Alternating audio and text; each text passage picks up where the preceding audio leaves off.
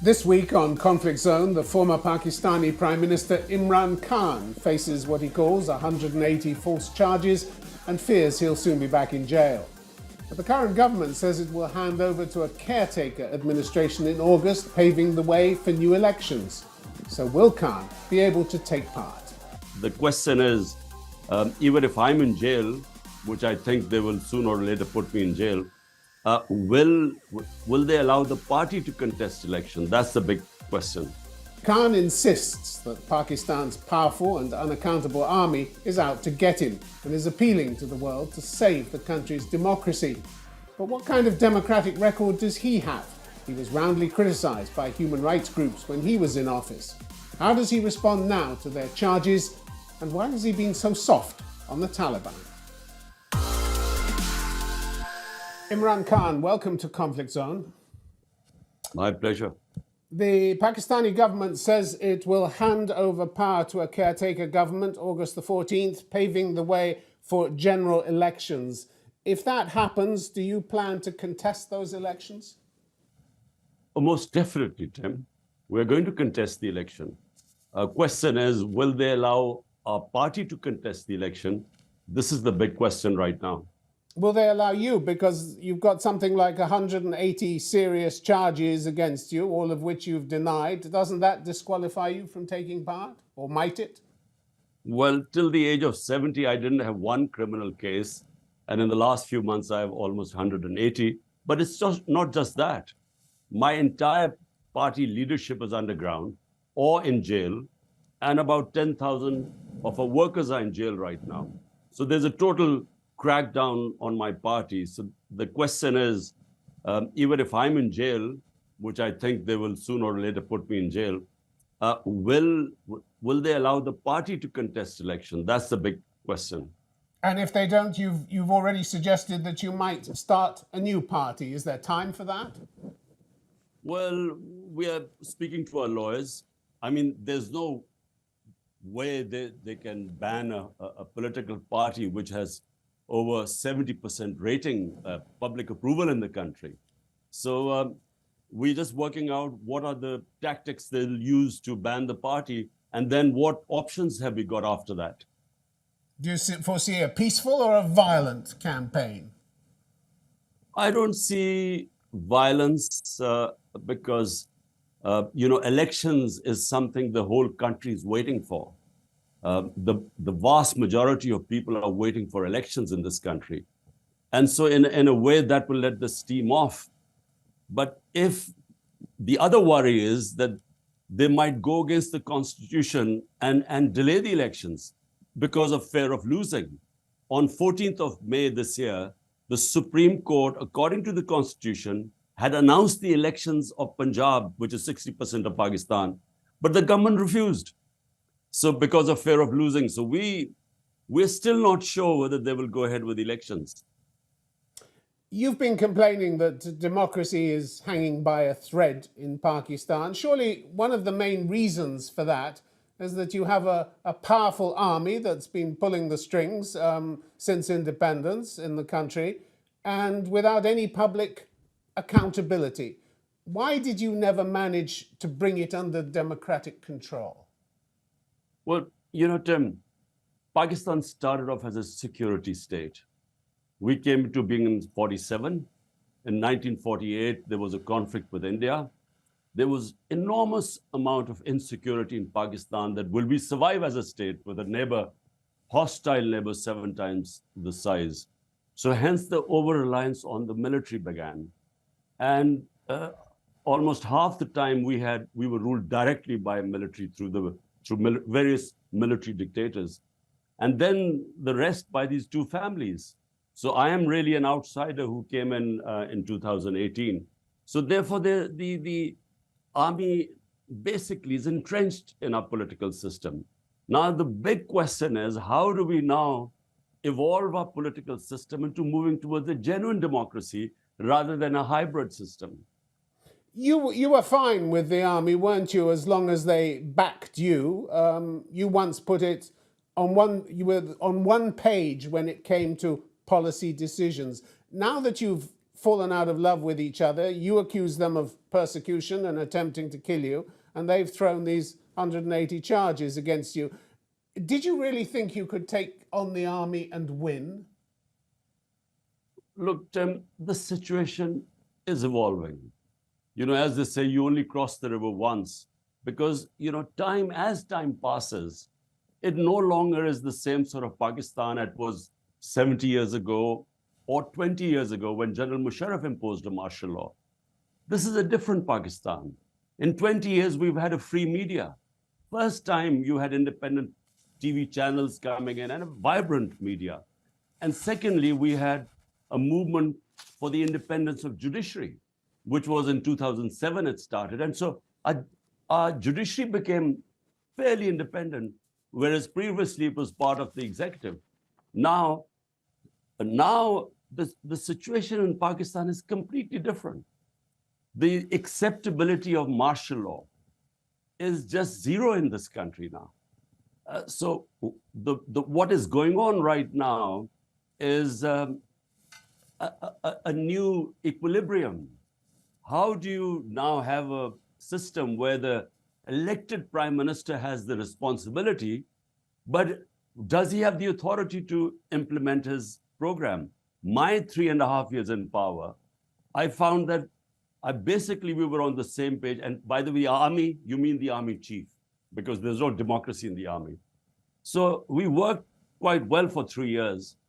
The problem I had was that in the last 6 months, he then decided to he already intrigued with the current prime minister. And to get an extension, he then undermined my government.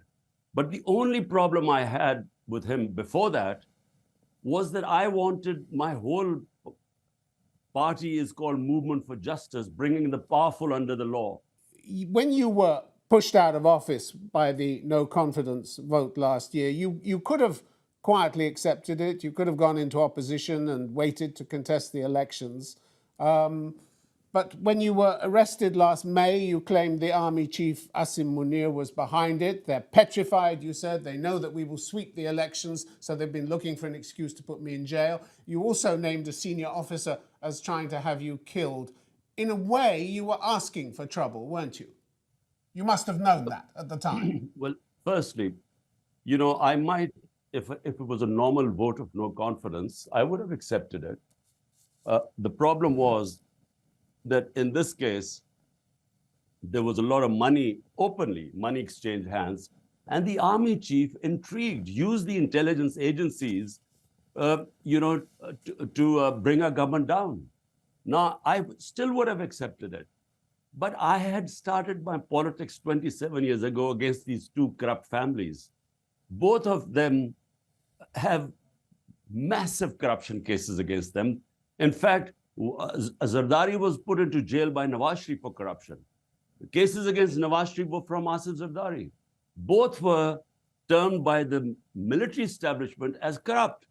So what I objected was that after all this 27 years of struggle, they were imposing the same crooks on us again. And that's why I went into the public. And by the way, no disruption. I just did public rallies telling the public that, look, this is, we are not sheep. I mean, they cannot impose these crooks on us and expect that, like dumb sheep, we would just accept this injustice. And that's what happened. The people responded. Out of 37 by-elections, my party swept 30 of them, despite the establishment supporting them. Now, that's when they got worried, and that's when they tried to kill me. That was my first assassination attempt. Something they've denied. Something, of course, which they've denied. Mr. Khan, well, you claim to want democracy in Pakistan, but many of your actions don't seem to bear that out. You rejected the results of the 2013 elections that brought Nawaz Sharif to power. And when his government rebuffed your demand to stand down or hold new elections, you threatened to storm his house. How democratic was that? Tim, look, in 2013, the elections were rigged.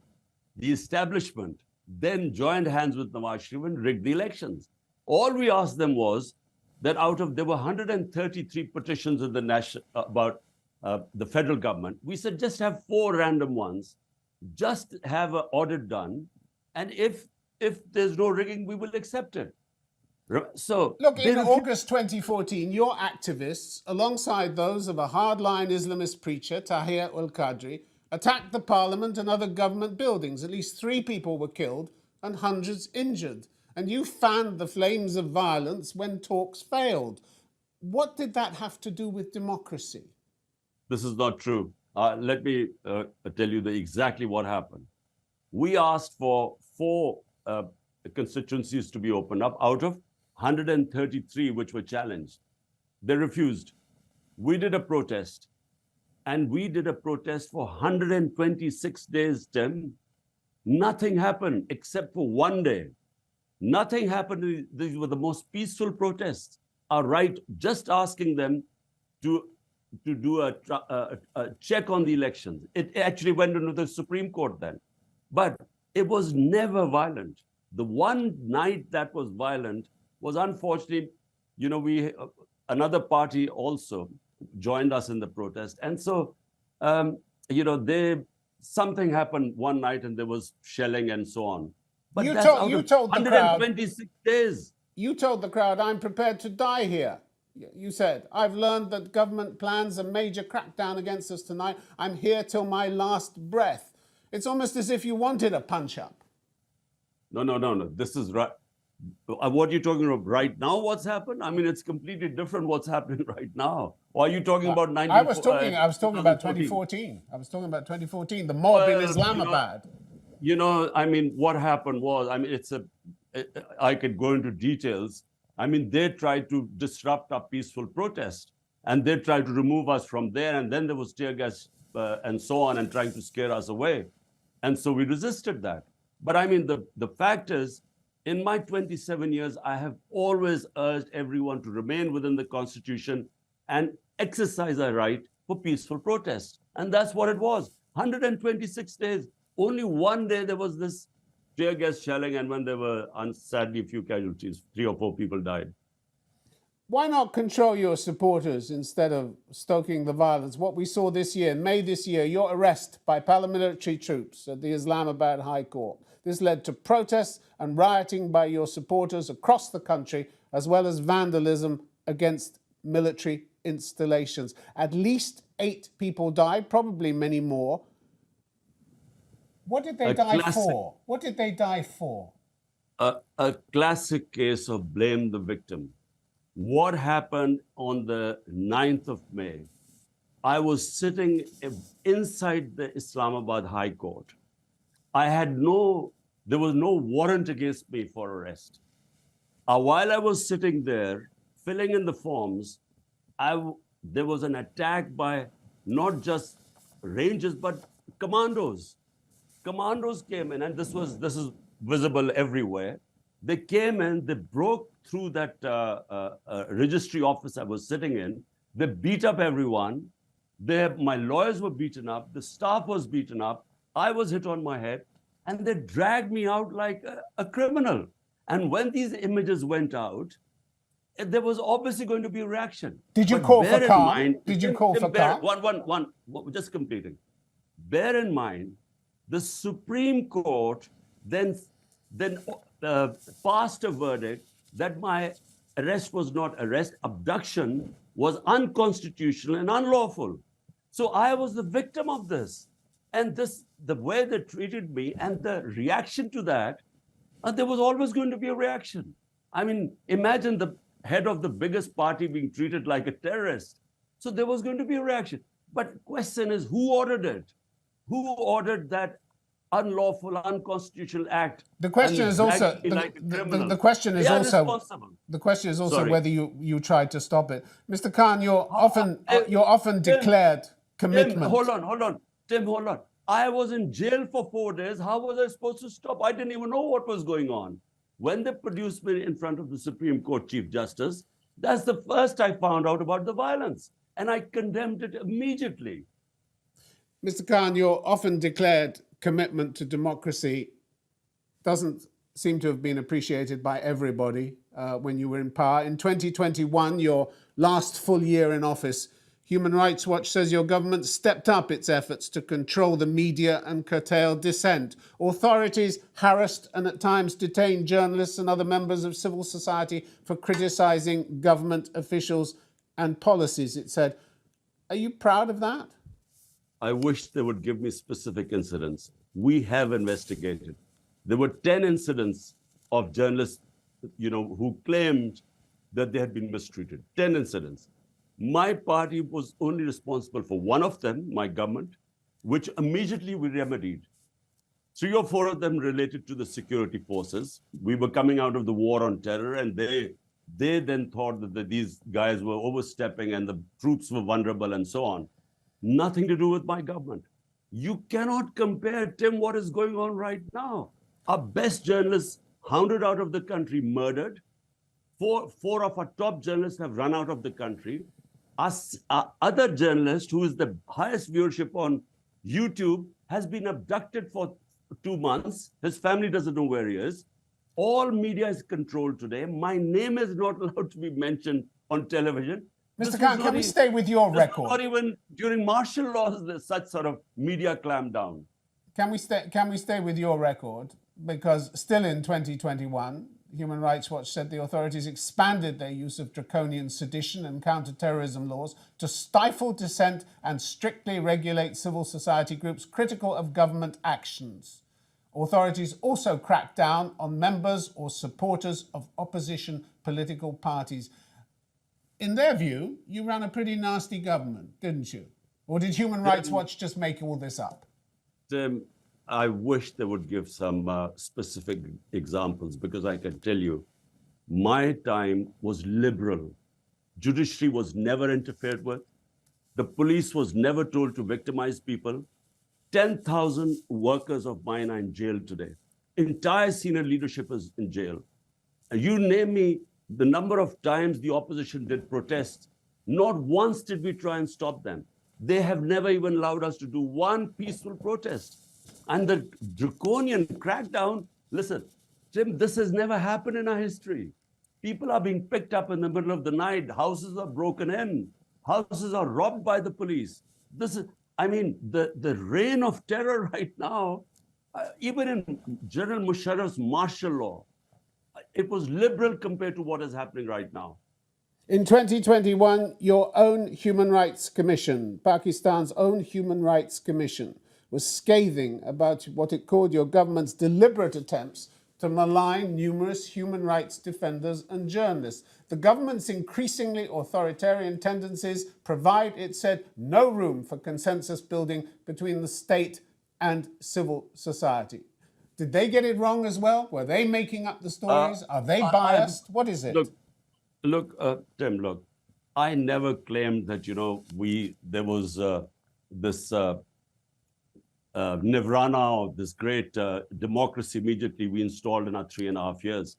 Bear in mind that in the last 60 years, half the time was military dictators and half the time these two families. So my government, this was the first time we were in power. And I can tell you, if you look at our record in terms of victimizing the opponents, 95% of the case against all political opponents were inherited by us, not initiated by us. And merely we were trying to pursue the same cases which we inherited. There was no victimization. I mean, the opposition could do any rallies. There were 3 long marches to Islamabad. Not one case was registered against them. There are 180 cases against me, most of them terrorism cases. There are 2 murder cases. There are 2 corruption cases. There are a blasphemy case against me. And in the last 7 months, this has never happened in our history. I'm almost about to break a world record to reach my double century. I mean, every day I wake up, there's another case. And remember, all my senior leadership is in jail or they're in hiding. So, I mean, I'm totally isolated today. I can't, the police outside my house, they check anyone who comes inside. In our worst martial law, these sort of things never happen. Let's talk about some of your attitudes that have excited, shall we say, less than enthusiasm by the international community. in August 2021, you welcomed the Taliban's seizure of power in Afghanistan, saying that Afghans had broken the shackles of slavery. Having seen how the women of Afghanistan, far from breaking their shackles, have had them brutally reattached by the Taliban, would you like to revise that opinion, or do you choose just not to Look, see that? number one, this was a speech talking about mental colonialism. This was a speech dealing with changing our education syllabus, curriculum, because we still had the old colonial curriculum where the small elite had English medium and the rest had Urdu medium. And there was this big gap between the rich and the poor because of this education. So what I was trying to, it was an Urdu speech in Urdu. I was trying to tell them that we have to break these mental chains of slavery. And basically, I was just referred that in Afghanistan, they've attained their independence. This was made into such a big thing. I mean, Well, it you was never not even revised relevant it, to did you? Afghanistan. But listen, You never revised it.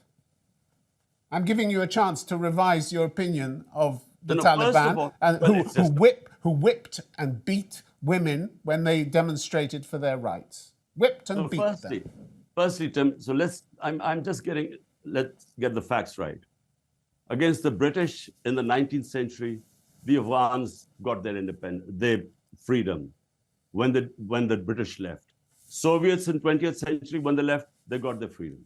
So the US, when they left, they got their freedom. That's how it's just a fact. Now come to Taliban. Look, first of all, whichever government is in power in Afghanistan, Pakistan has to have good relationship with them. I had very good relationship or tried my best with the Ghani government, previous government. I went to Kabul. I invited him as a prime minister. We have a 2,500-kilometer border with Afghanistan. We don't look upon Afghanistan as Taliban government or Ghani government. We look upon them as Afghan government, because if we do not have good relationship with the Afghan government, there are 3 million Afghan refugees living in Pakistan. So you refuse to condemn their crimes? You refuse to condemn their crimes? No. First of all, let me just clear so that you understand, whichever government is there, Pakistan should have good relationship with them, because in the previous time, there were 3 terrorist groups operating from Afghan soil into Pakistan: the TTP, ISIL, and then there was the Baloch Liberation Army. So from our point of view, if we have good relationship with the Afghan government, then they will control this cross-border terrorism. That is the main reason. Now you come about Taliban. Look, Taliban must defend themselves, whatever, they should. I'm not their spokesperson. You have nothing to say about the summary executions or enforced disappearances of more than 100 former Afghan security personnel, the hundreds of people who were evicted from their homes. Your administration said we must strengthen and stabilize the current government for the sake of the people of Afghanistan. Why would you, a self-declared Democrat, want to strengthen a government that was and still is repressing and brutalizing so many people in Afghanistan? That's what people in the West find difficult to understand. Tim, first of all, as the Prime Minister of the country, my top priority is people of Pakistan. What is good for them? What is good for our people is peace in Afghanistan. There's been 40 years of conflict in Afghanistan. And whenever there's a conflict in Afghanistan, it spills over into Pakistan's tribal areas. And so we then face destabilization in the northwestern border. So therefore, I mean, it's not up to me to start moralizing about other countries. Why not? You don't have any principles? No, there are principles. But, when you talk about foreign policy of a country, and let me tell you, the Western countries right now, our democracy is being dismantled in front of their eyes. Is there one statement against it? I mean, they talk about when something happens in Hong Kong, they blame China for being anti-democratic, or Russia, or Uyghurs in China. About which you've said nothing. About which you've said nothing. Is there any statement against Pakistan dismantling of our democracy? Up 10,000 people in jail, the sort of victimization going on, and total clampdown on media. So is there any statement by anyone? Because it's not in their interest. So the countries, the Western countries, look to their own interests. In Kashmir, there is total violation of human rights. Is there any condemnation? No, because India is a strategic ally, a bulwark against China. So don't ask countries like us, who have 100 million vulnerable people in this country, 50 million below the poverty line, 50 million just above it. This is our priority. So they used to ask me, give statement against Uyghurs or what China doing, or the Ukraine-Russian conflict. We can't afford these moral statements because our statements could affect people going below the poverty line in this country. All right. So I'm, as a prime minister, this was my priority rather than talk against all the wrongs being done in this world. All right, Imran Khan, we have to leave it there. Thank you very much indeed for your time. My pleasure, Tim. Thank you.